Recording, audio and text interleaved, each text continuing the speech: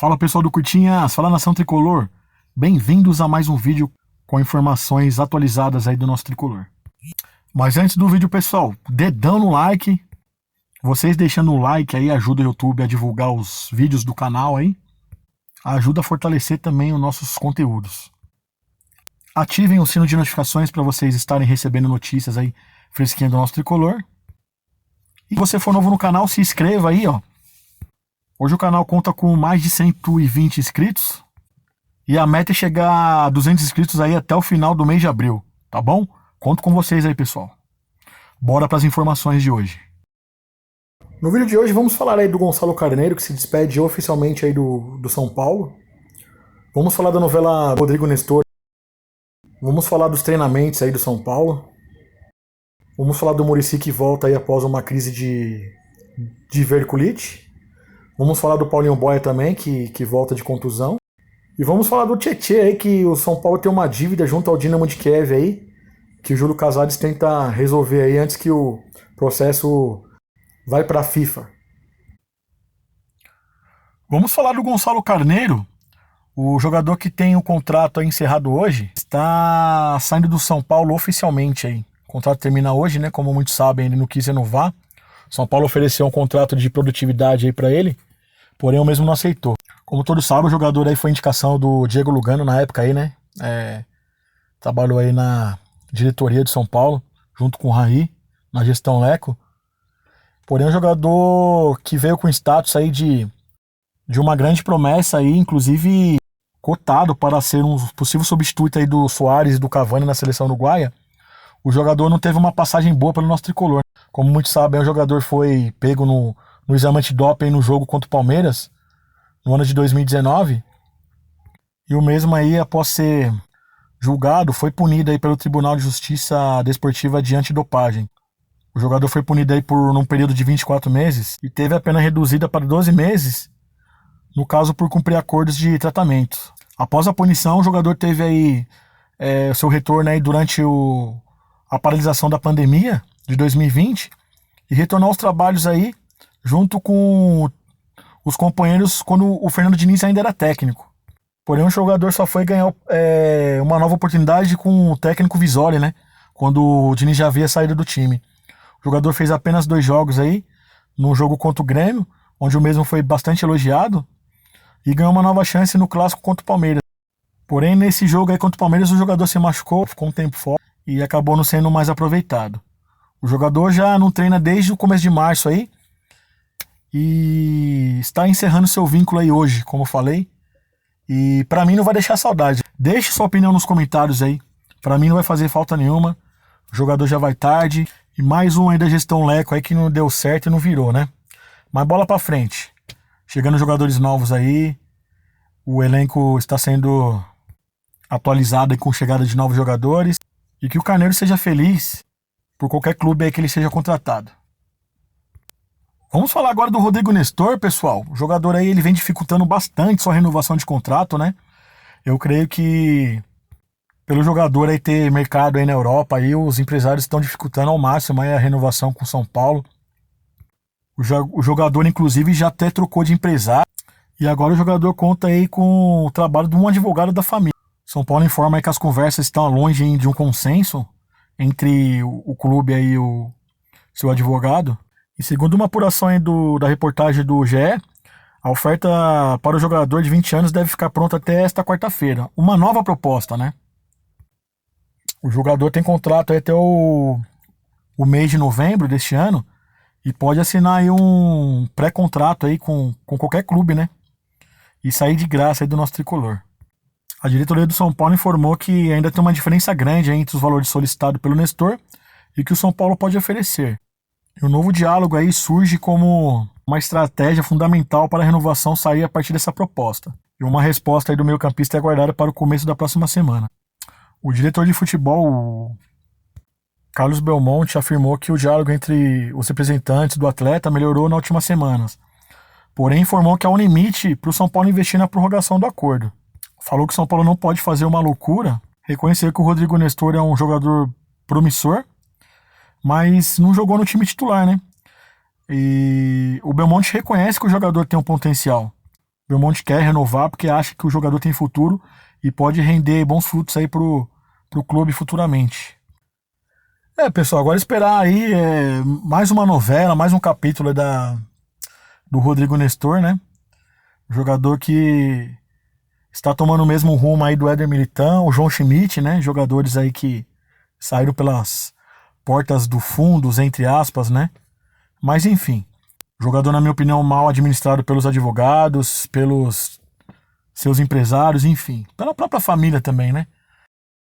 E é isso aí, se o São Paulo não conseguir renovar com o jogador, não tem por que o jogador ficar no time titular. Pra mim, podia voltar pra Cotia lá e tomar um gelinho aí. Igual o João Schmidt, aí outro jogador. É isso aí, pessoal. Essa foi a informação do Rodrigo Nestor. Sem saber quando volta lá a campo, o São Paulo continua focado aí nos treinamentos. Os jogadores voltaram a treinar aí na parte da manhã, hein? No CT da Barra Funda. E na atividade realizada hoje, o time dos profissionais treinaram contra o Sub-17. E o atacante Éder aí foi um dos destaques do treino aí, marcando um gol. O jogador marcou um gol aí com o passe do Daniel Alves. O jogador vai ser apresentado oficialmente agora na parte da tarde. O técnico Hernan Crespo vem treinando aí com o Sub-17 e o Sub-20. É uma forma aí do técnico observar aí as categorias de base aí, né, jogadores que estão em formação. Já que o São Paulo está sem dinheiro para contratações, né? Ele está observando muitos atletas aí da base. No treinamento aí de hoje pela manhã, o técnico Hernan Crespo dividiu os jogadores entre defensores e atacantes e realizou atividades específicas aí para cada grupo. Os recém-contratados aí, Éder, o Williams e o Benítez, têm participado normalmente dos treinamentos. A situação do William, pessoal, como todos sabem, já foi resolvido. O jogador foi apresentado ontem, né? E falta o anúncio aí do Benítez, do próprio Éder, que eu creio que vai ser oficializado hoje como novo jogador de São Paulo. É isso aí, pessoal. Os setoristas do São Paulo dizem que os jogadores estão bem empenhados aí, né? Principalmente os jogadores que estão chegando agora. Dizem que o Éder, o William, o Benítez estão se destacando nos treinamentos, né? O próprio Orejuela, o próprio João Rojas aí, né, que tem um contrato de produtividade que termina em maio aí, ele espera renovar, está mostrando serviço também. É isso aí, né, pessoal? Os jogadores estão no caminho certo aí, espero que esse empenho aí nos treinamentos de jogadores se mostre durante os jogos aí dos campeonatos, né? Espero que eles mostrem realmente a raça aí, vistam a camisa e honrem o manto tricolor. E essas foram as informações aí. E aí, pessoal, uma boa notícia aí sobre o Muricy Ramalho, que voltou ontem, né? Após passar os últimos dias em casa aí, repousando, de uma crise de diverticulite. O Muricy passou aí por uma situação parecida em 2015, ainda quando ele era técnico de São Paulo. Ele teve uma crise aí, uma doença aí que causa inflamação no intestino, né? O Muricy tinha sentido dores aí no final de semana passada e foi aconselhado aí pelos médicos a repousar em casa. Acompanhado aí de perto aí pelos médicos do clube. É isso aí, Muricy. Bem-vindo de volta aí, bom trabalho. Como você diz, aqui é trabalho, meu filho. E você faz falta aí nessas contratações aí. E vamos falar do Paulinho Boy aí, que também está retornando aí após uma cirurgia no joelho. O jogador voltou a treinar aí com os companheiros ontem, né? No CT da Barra Funda. Paulinho Boy que vem se recuperando aí de uma artroscopia aí no joelho, né? Feita no começo de fevereiro. E como eu disse, ele participou dos treinamentos aí, de parte dos treinamentos ontem aí junto com o elenco São Paulino. O jogador teve uma pequena lesão detectada no joelho direito, ainda durante o Campeonato Brasileiro, né? E desde então faz a sua recuperação no Refis. E nesse período aí, né, pessoal, como alguns sabem, hein, o jogador quase se transferiu pelo Vasco aí, porém o mesmo pediu para ficar no tricolor aí para ser avaliado pelo técnico Hernan Crespo. Vamos falar de um assunto um pouquinho chato aí, pessoal. Vamos falar do Tietê. Vamos falar de uma dívida que São Paulo tem junto ao Dinamo de Kiev, que chega a 22 milhões de reais. É isso mesmo, mais uma da gestão Leco. O São Paulo vem negociando aí uma dívida dos direitos econômicos do Tietê junto ao Dinamo de Kiev, onde o débito está avaliado hoje em cerca de mais de 3 milhões de euros. cerca de 22 milhões de reais na cotação atual. O São Paulo busca um acordo diretamente com o time europeu. A ideia é evitar uma sanção da FIFA por causa da falta de pagamento. Pela contratação do meio-campista ocorrida em março de 2019, feita pelo senhor Alexandre Pássaro e pelo senhor Raí. Na época da contratação do Tietê, o valor estabelecido aí pelo time da Ucrânia era de 5 milhões de euros, 22 milhões de reais na época, que seria paga de forma parcelada. Porém, o senhor Leco desembolsou cerca de mais de 1 milhão e 800 mil euros, que na cotação da época era em torno de 11 milhões e 840 reais na cota atual.